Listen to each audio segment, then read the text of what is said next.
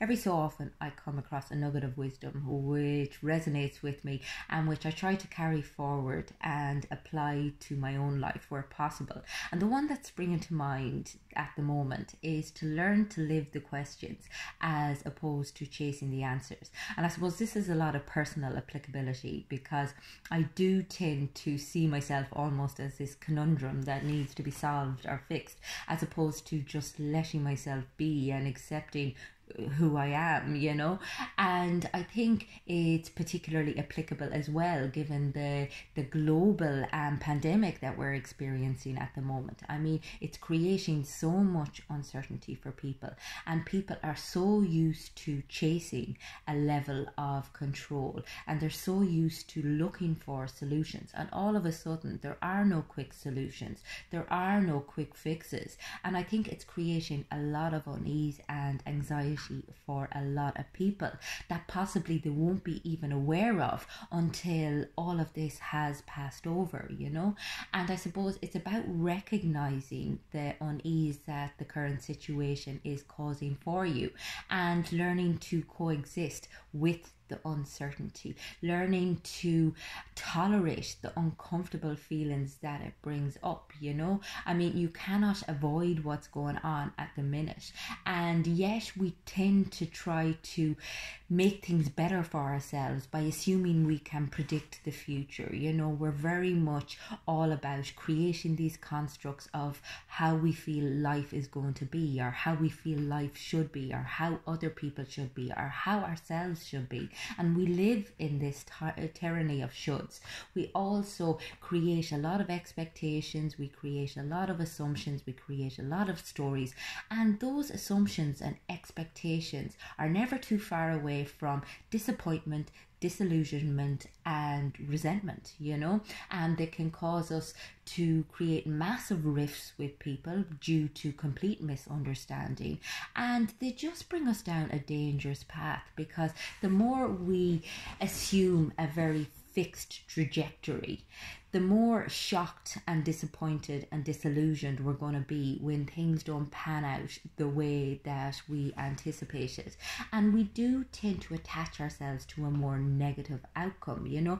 And I hear it already. So many people are predicting how terrible things are going to be for the next 6 months, for the next 12 months. And I'm not saying for one moment that things are going to be easy. And I completely understand that what's happening is absolutely horrendous at so many levels for so many people. Not for one moment am I undermining that. However, I do feel that by us assuming the worst, that we're not giving ourselves a fair chance at things being any different, you know. Because again, when we tell ourselves a story, our brain does its damnedest to find evidence to support what it is that we have in our mind, even if it's cutting off our nose to spite our face. So, you know, it'll seek all of the negative stuff. It'll kind of create a world based on the negativity that you're anticipating. And it's not that I'm asking people to put a positive stance on what is, as I said, a horrendous situation, but just to be very conscious and aware of what your predictions are. And I suppose it brings me back to the whole kind of Buddhist concept of beginner's mind.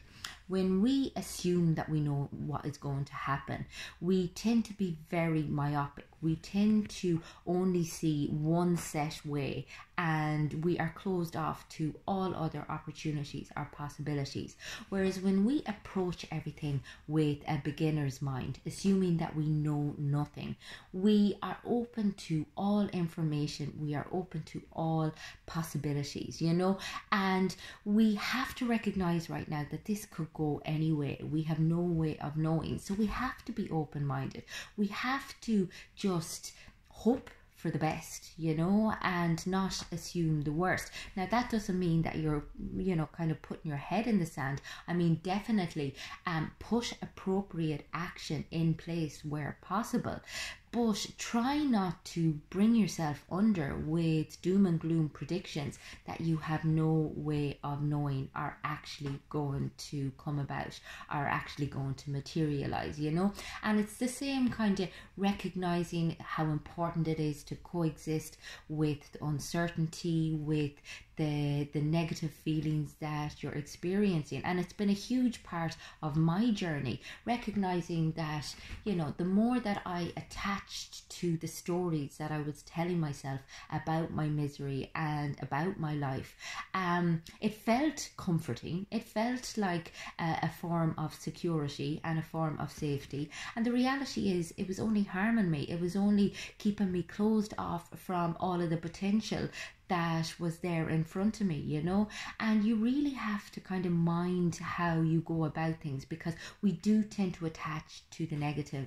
We also have all of these biases at work. We have, I suppose, the negativity bias, which means that we are more drawn to assuming negative outcomes or to negative material, hence the reason we love watching the news at the moment.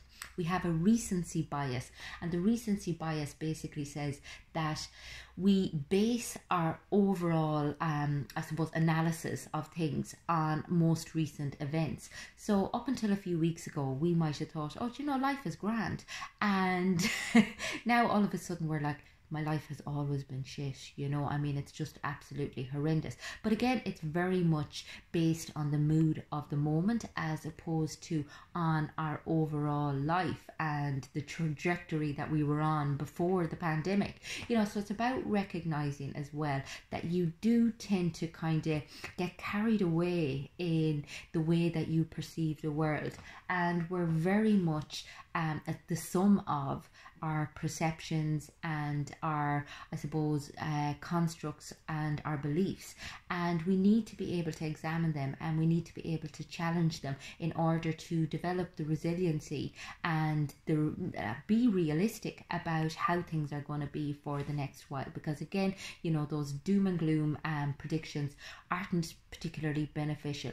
You need to look at your life and what you need to put in place, what proactive action you can start putting in place as of now, how you can start looking after yourself, how you can start looking after your family, instead of ploughing all of this energy into worrying and predicting and, you know, kind of anticipating disappointment and hardship. And that's what it's about. It's about, as I said, learning to live with the fact that you have no answers at the minute. There is no instant gratification here. You can't just go onto Google and look for a solution. Unfortunately, we just have to let this one play out. However, there is a certain amount of peace that you can allow yourself in this situation by not attaching to the pain and the distress that is currently being experienced in the world. Because again, I think sometimes we feel like as if we really attach and hold on to, you know, kind of the negative, the worst case scenario, that somehow that prevents it happening. Or, you know, if we keep ruminating over something, that somehow things are going to be different, and they very seldom are. So it's about recognizing that oftentimes the pain that we experience is as much a result of our attachment to the negativity and our assumptions and our constructions as it is about what's actually happening. Hope everyone is staying well and that you find this content beneficial. If anyone wants to get in touch with me, feel free to do so.